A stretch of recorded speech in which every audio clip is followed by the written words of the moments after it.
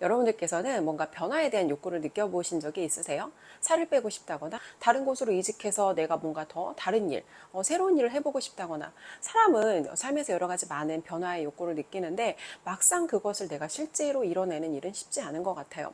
왜 이렇게 우리의 인생을 바꾸기가 어렵고 또 아무리 내가 나한테 동기부여를 해도 우리 인생이 바뀌지 않는 이유에 대해서 오늘은 좀 이야기를 해보려고 합니다. 안녕하세요. 내 아이 부자로 키우는 엄마의 경제수업 저자 주은숙입니다. 저는 11년째 아이들에게 영어를 가르치는 영어 학원장이기도 한데요. 오늘은 제가 학원의 학원장으로 출근하는 마지막 금요일입니다. 그래서 오늘 저한테 좀 동기부여를 하기 위해서 영상을 찍어보려고 해요. 과거에 저는 좀 그런 항상 욕구가 있었어요. 자주 우울감에 빠지고 자주 상실감에 빠지고 뭔가 내가 하려고 했을 때 결과가 나오지 않으면 스스로 너무 자기에 대한 자책감이 심해서 이런 나의 기질과 성격을 좀 바꿔보고 싶다는 생각을 굉장히 많이 했어요. 대학원에 다니던 시절 저희 교수님 한 분께서 굉장히 늦가기 대학원생으로 공부를 해서 또 박사과정까지 지속하시면서 결국 대학 교수로 대학원에서 강의까지 하시는 분이 있었어요.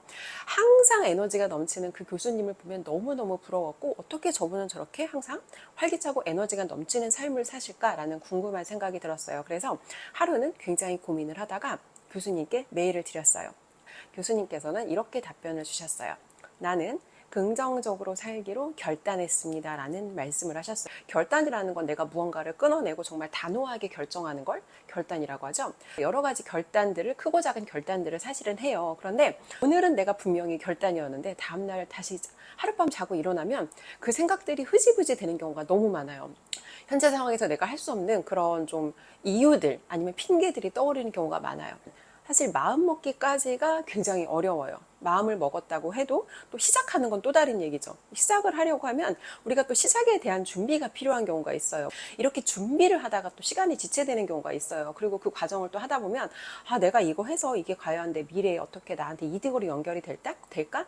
이런 또 고민들을 하다 보면 거기서 멈추게 되는 경우가 있고요. 우리가 마음을 먹고 시작을 했어요. 시작의 반이라고 하죠. 사실 반을 왔다는 건 굉장히 많이 왔다는 건데 그 다음에 진짜 어려운 일이 있습니다. 바로 지속하는 거예요. 여러분들 혹시 행운목이라는 나무를 들어보신 적 있으세요? 행운목은 우리가 사무실이나 가정에서 흔히 볼 수 있는 그런 나무예요. 행운목을 키우는 거를 시작하는 건 쉬운데 행운목에서 꽃을 보기는 굉장히 어렵다고 하더라고요. 최소 5년 정도는 기다려야 하고 아니면 7년에서 10년 정도를 기다려야지만 꽃을 보게 되는 경우가 있대요. 그러면 우리가 무언가 시도하고 결과를 얻는 과정을 이 행운목을 키우는 과정과 좀 비슷하게 볼 수 있을 것 같아요. 삶의 곳곳에서 사실은 운이라는 요소를 만나요. 근데 그 운이라는 요소를 만났을 때 중요한 건 정말 내가 준비가 되어 있어야 한다는 거거든요. 근데 그 운이라는 것을 만날 시점까지 내가 원하는 결과값을 위한 행위를 지속하는 게 사실은 쉽지 않아요. 게다가 돈으로 연결이 안 되거나 결과로 연결이 안 되면 대부분의 사람들이 빨리 포기하게 됩니다. 그렇기 때문에 우리가 운을 만나기도 전에 스스로 포기하기 때문에 그런 우리는 행운목이라는 꽃을 보지 못하는 것이 아닌가? 저는 오늘 좀 그런 생각을 해봤어요. 우리가 자기계발서를 읽는다거나 아니면 동기부여 영상을 봤을 때는 마음에서 뭔가 불끈하는 에너지가 솟아오릅니다. 그런데 중요한 건 그 불끈하는 순간의 에너지가 아니라 그걸 지속해서 끌어갈 수 있는 힘이 훨씬 더 중요하다는 거예요. 근데 그 지속할 수 있는 힘이라는 건 잠깐의 동기부여가 아니라 내 안에서 정말 그걸 정말로 원하고자 하는 매우 강한 내적 동기가 있어야 된다는 거예요. 근데 그 내적인 동기가 아니라 외적인 결과값에만 집중해서 사람들이 행동을 하는 경우가 많아요. 삶에서 우리가 이런 고민을 하게 되는 순간이 있어요. 내가 좋아하는 일을 해야 되나? 아니면 돈이 되는 일을 해야 되나? 저의 경우에는 영어가 저에게 정말로 제가 좋아하는 일이었어요.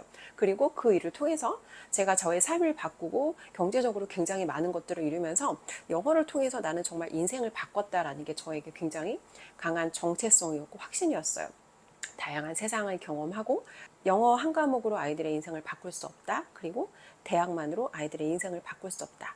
그런 것들이 저의 삶에 새로운 어떤 가치로 들어오다 보니까 아이들에게 더 다양한 것들을 주기 위해서 좀 노력을 굉장히 많이 했어요. 아이들과 뭐 자본주의라든지 부자 아빠, 가난한 아빠, 그리고 저의 책, 내 아이 부자로 키우는 엄마의 경제 수업 같은 이런 경제 관련 서적을 읽으면서 독서 토론을 한다거나 아이들이 자신이 원하는 삶에 대해서 정말 더 진지하게 생각해보는 그런 기회들을 제공하는 그런 프로젝트 수업들을 많이 하게 되었던 것 같아요. 그리고 제가 이제 저의 삶을 한번 돌아봤어요. 안전지대 밖으로 내가 스스로 나가는 선택을 해야겠다라는 생각을 했습니다. 물론 이 과정이 저 역시도 쉽지는 않았어요. 제가 스스로 선택하고 제가 스스로 선택한 것에 대해서 책임져야 하는 것은 맞아요. 그런데 나의 생각으로 계속 제가 생각을 반복하다 보니까 현재 상태에서 달라지기가 쉽지 않더라고요. 이때 저는 두 가지 굉장히 중요한 깨달음을 얻게 돼요.